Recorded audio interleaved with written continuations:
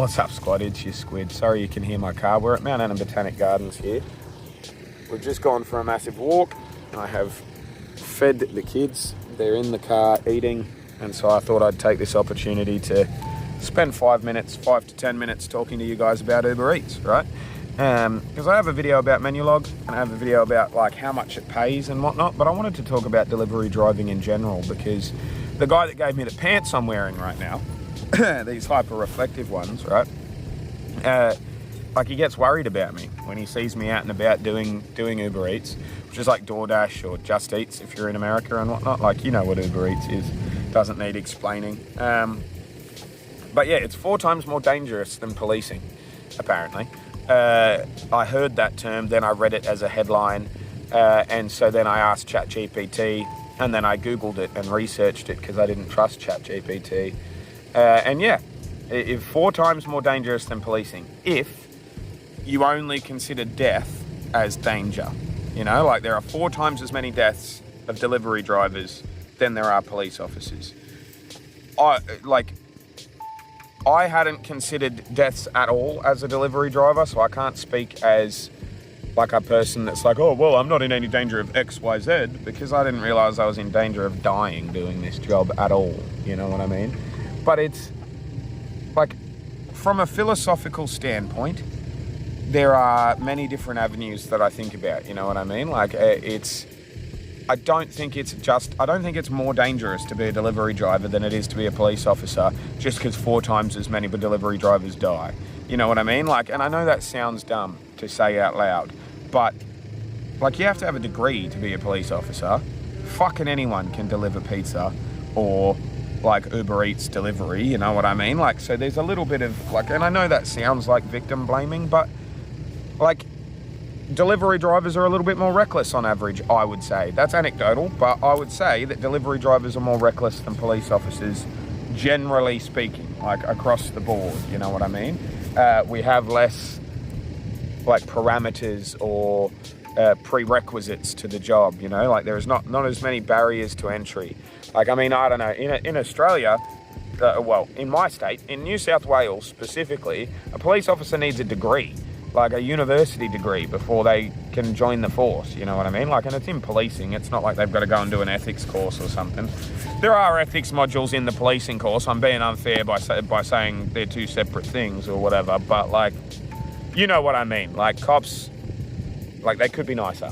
I'm not sitting here going like, oh, police, you know what I mean? Like, but I think it's, you know, it's a fairly easy and safe thing to say that they're probably, as a cohort, a little bit more safe, like, and do things safer than delivery drivers. And I don't mean they're safer, I mean that, like, mentally they make safer decisions, you know what I mean? Like, no police officer, like, I mean, they've got a union, for one.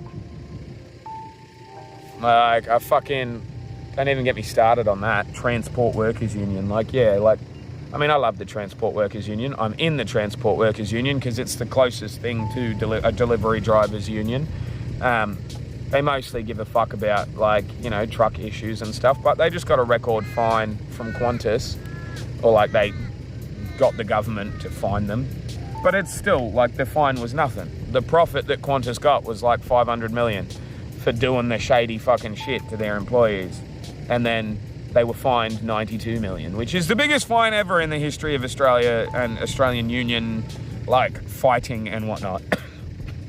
It's a big deal. It's really good for the union. But Qantas is still $400 million in the positive. They don't fucking care. It's not a lesson they learnt. But regardless, that's my union. And I am proud of them. And I like them, and I am happy to be in the Transport Workers Union. But we really should have our own delivery drivers union, because we do different shit than baggage handlers at the airport and fucking not owner-operator, because they wouldn't be in a union, but like truck drivers and stuff, you know what I mean? Like, we do different shit to them. It's not a transport workers thing, but it is, and it falls in there, you know what I mean? Point being, I think the conditions are what make it more dangerous. I think being on the road is dangerous, and the more you're on the road, the more danger you're in. You know, I think that's what it comes down to, is the fact that they're on the road more often. I think if you removed car accidents from like the whatever it is we're talking about, you know, the metric or whatever, like if we were talking about like being stabbed by people or shot by people or like having a physical altercation with people or like inhaling some weird substance or something as you're unpacking something, or like, I think police work is more dangerous than delivery work, but because of the pre-job preparation that police officers get, they're much safer than delivery drivers are, because it's more of a conscious thing. Like they're removed, like the ability to make unsafe choices is removed from the police in New South Wales, broadly speaking. Whereas you can be a fucking cowboy delivery driver and make dumb decisions, be reckless, and end up dying as a result, you know?